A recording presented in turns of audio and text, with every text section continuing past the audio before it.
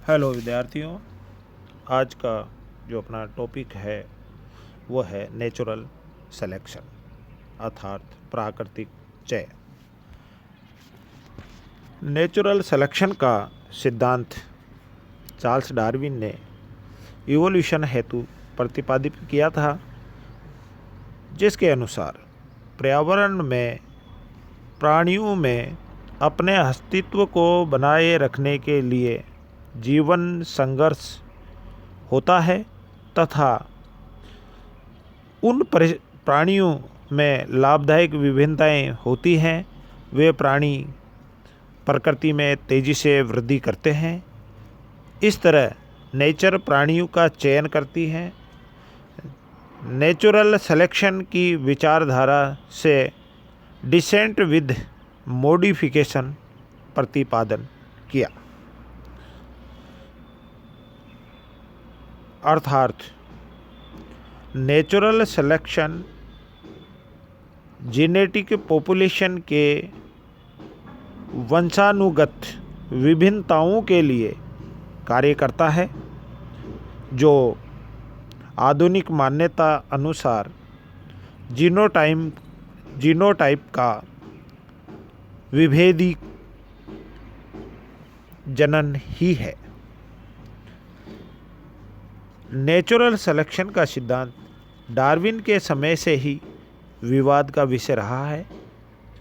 कुछ वैज्ञानिकों ने इसे पूर्णतः सत्य मानते हैं, जबकि कुछ वैज्ञानिक उस समय व आज भी जटिल चयन में विश्वास करते हैं।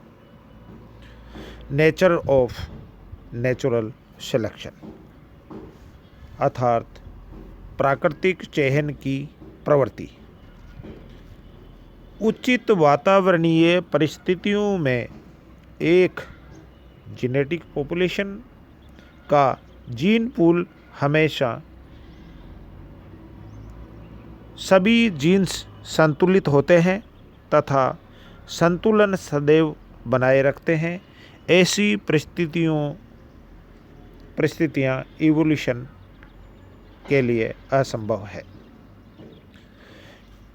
इवोल्यूशन का अभिप्राय है परिवर्तन, न कि संतुलन। अतः जेनेटिक बैलेंस को तोड़ने के लिए प्रमुख कारक है नेचुरल सिलेक्शन। यह जीनों के प्रजनन में सापेक्षिक परिवर्तन लाने वाले वातावरणीय कारक का प्रभाव है। नेचुरल सिलेक्शन जीनों की प्रजनन विभिन्नता को प्रोत्साहित कर उद्विकासीय परिवर्तन पैदा करता है, जिससे जीन फ्रीक्वेंसी में एक पीढ़ी से दूसरी पीढ़ी में परिवर्तन पैदा होते हैं, जिससे प्राकृतिक चयन स्वयं आनुवांशिकता पैदा नहीं करता, बल्कि एक जीन का दूसरे जीन के प्रति पक्ष करके उसकी जीन फ्रीक्वेंसी में परिवर्तन कर देता है। अब बात करते हैं नेचुरल सिलेक्शन के सिद्धांत की, अर्थात theory of natural selection. Darwin के अनुसार प्राणी अपने वातावरण को अनुकूल बनाकर जीवित रहते हैं और संतान उत्पन्न करते हैं। इसके विपरीत परिस्थितियों में प्राणी कुछ समय बाद नष्ट हो जाते हैं। यह सिद्धांत निम्न तथ्यों पर आधारित है। नंबर 1 बात करते हैं तो वह है जीवों में संतानोत्पत्ति की प्रचुर क्षमता, अर्थात इनोरमस फर्टिलिटी इन द ऑर्गेनिज्म। सभी जीवधारियों में संतान उत्पन्न करने की क्षमता स्वाभाविक इच्छा तथा अपार क्षमता होती है। जैसे खरगोश एक वर्ष में 4 बार, एक बार में 4 से 6 बच्चे जन्म देता है, उसी प्रकार एस्केरिस 27 लाख अंडे देना, किंतु जीवों में समस्त अंडों से बच्चे नहीं बन पाते तथा समस्त बच्चे भी वयस्क नहीं होते तथा समस्त वयस्क भी जीवित नहीं रह पाते। अतः प्राणियों की संख्या में विशेष अंतर नहीं आता। नंबर 2, जीवन संघर्ष। प्राणियों में जनन क्षमता अत्यधिक होने पर भी उनकी संख्या में विशेष परिवर्तन नहीं होता। अतः प्राणियों को जीवित रखने के लिए अधिक से अधिक भोजन एवं सुरक्षित स्थान प्राप्त करने के लिए प्राणियों में संघर्ष होता है। इसे जीवन संघर्ष कहते हैं। अतः वे प्राणी ही जीवित रह पाते हैं जो संघर्ष में सफल होते हैं, बाकी नष्ट हो जाते हैं। 3rd point, survival of fittest, अर्थात समर्थ का जीवत्व। डार्विन के अनुसार उस प्राणी को ही सफलता प्राप्त होती है जिसकी संरचना वातावरण में रहने के लिए अत्यधिक उपयुक्त हो। इस प्रकार लाभदायक विभिन्नताएं एक पीढ़ी से दूसरी पीढ़ी में पहुंचती रहती हैं और पीढ़ी दर पीढ़ी एकत्रित होकर पिछली पीढ़ियों के प्राणियों की अपेक्षा वातावरण के प्रति अधिक अनुकूलित होते हैं। अतः प्राकृतिक संघर्ष में वातावरण के अनुकूल प्राणियों के जीवित रहने, प्रतिकूल प्राणियों के नष्ट होने को ही नेचुरल सिलेक्शन कहते हैं। Next theory, variations and heredity, अर्थात विभिन्नताएं और आनुवंशिकता। नेचुरल सिलेक्शन की इस थ्योरी में प्राणियों को प्रकृति में जीवित रहने के लिए संघर्ष समान न होकर प्राणियों की अपेक्षा उस वातावरण में अधिक उपयुक्त होते हैं, जिसके कारण उन्हें जीवित रहने के लिए दूसरों की अपेक्षा कम संघर्ष करना पड़ता है। ये सभी गुण आनुवंशिकता द्वारा संतानों में आते हैं व वातावरण के लिए उतने ही उपयुक्त होते हैं। अतः प्राकृतिक चयन के फलस्वरूप उत्पन्न विभिन्नताएं आनुवंशिकता द्वारा एक पीढ़ी से दूसरी पीढ़ी में पहुंचती रहती है। नेक्स्ट सिद्धांत, प्राणियों में वातावरण के प्रति अनुकूलन, अर्थात अडॉप्टेशन ऑफ द एनवायरनमेंट। प्राकृतिक वातावरण हमेशा परिवर्तनशील रहता है, जिसके लिए प्राणियों में अपने आप को वातावरण के अनुसार बदलने की अपार क्षमता होना आवश्यक है, अन्यथा नष्ट हो जाएंगे। जैसे मीजोजोइक युग में रेप्टाइल्स इसका रोचक उदाहरण है, जिसमें विशालकाय नष्ट हो गए व छोटे वातावरण के अनुसार जंतु अनुकूलित हो गए। नेक्स्ट जो सिद्धांत है वह नेचुरल सिलेक्शन का, वह है प्राकृतिक चयन एवं नई जातियों की उत्पत्ति, अर्थात natural selection and origin of new species. Darwin के अनुसार प्रत्येक प्राणी वातावरण से संघर्ष करने के कारण अपने पूर्वजों से भिन्न होता है। ये वेरिएशंस पीढ़ी दर पीढ़ी बढ़ती जाती हैं, जो एक समय न्यू स्पीशीज का रूप धारण कर लेती है। जैसे चीता, टाइगर व लोइन स्वभाव व संरचना में समान, परंतु वातावरणीय परिवर्तनों के कारण इनमें धीरे धीरे इतने परिवर्तन आए कि सब ने अपनी अपनी जातियों का निर्माण किया। डार्विनवाद के प्रति आपत्तियाँ।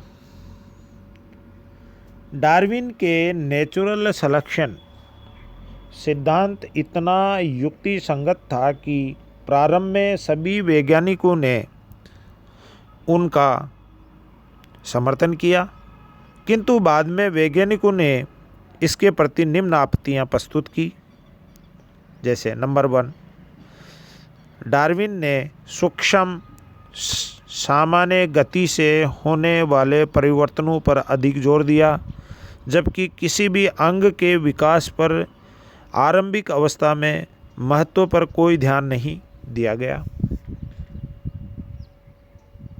नंबर 2, अवशेषी अंगों की उपस्थिति तथा अंगों के उपयोग अनुपयोग के प्रभाव पर डार्विन का कोई जानकारी नहीं देता।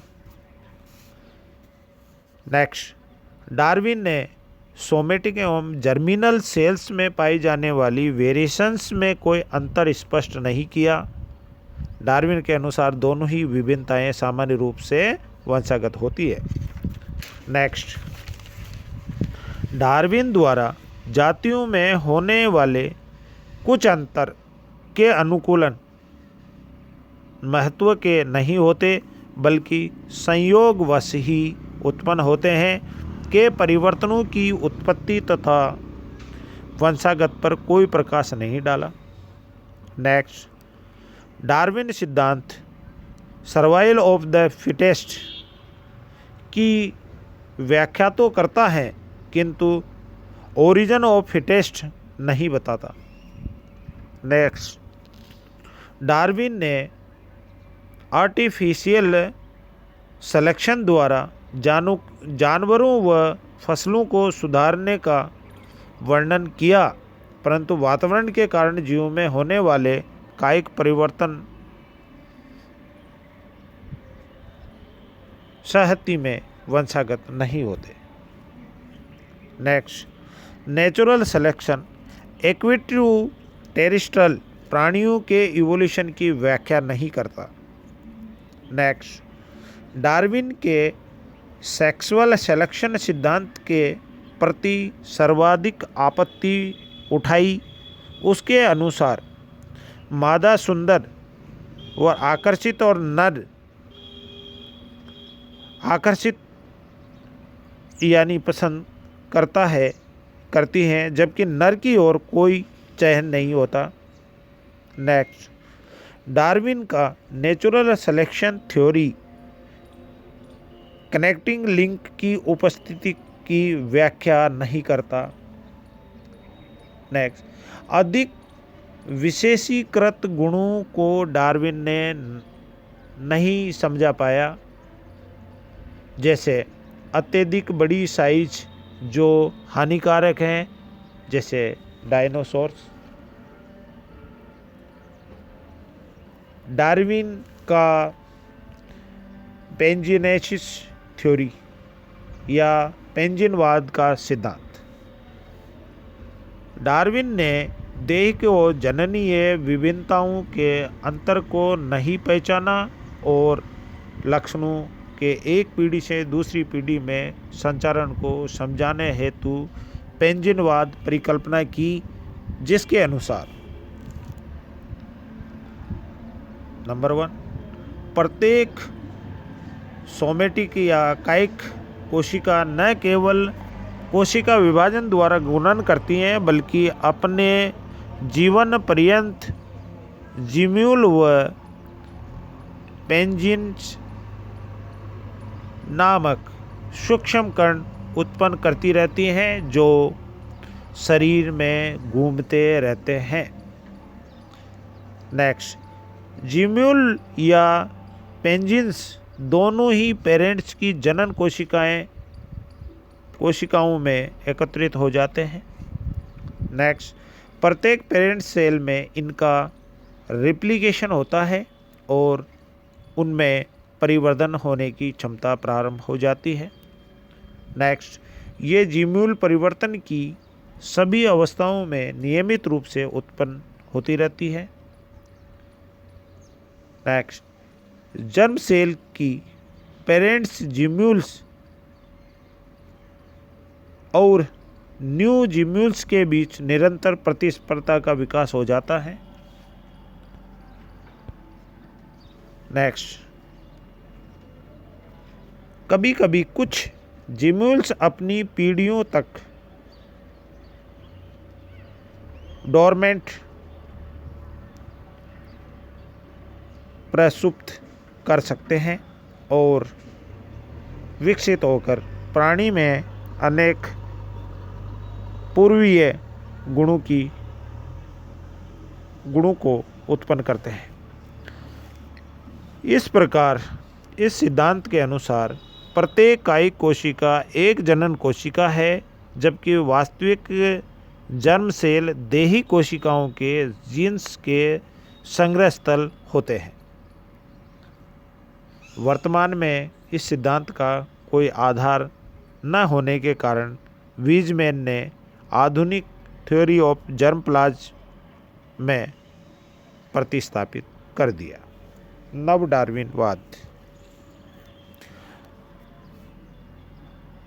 डार्विनवाद डार्विन के विकासवाद के कुछ कमियां थी जिनको डार्विन स्वयं दूर नहीं कर सका, और डार्विन ने बताया कि नंबर 1, केवल उपयोगी परिवर्तन ही एक पीढ़ी से दूसरी पीढ़ी में जाते हैं। नंबर 2, वातावरण के प्रभाव से जीवों में परिवर्तन किस प्रकार होते हैं। वे अंग जिनका विकास होना है, जो विकसित होने से पहले भी उतने ही उपयोगी थे जितने विकास के पश्चात।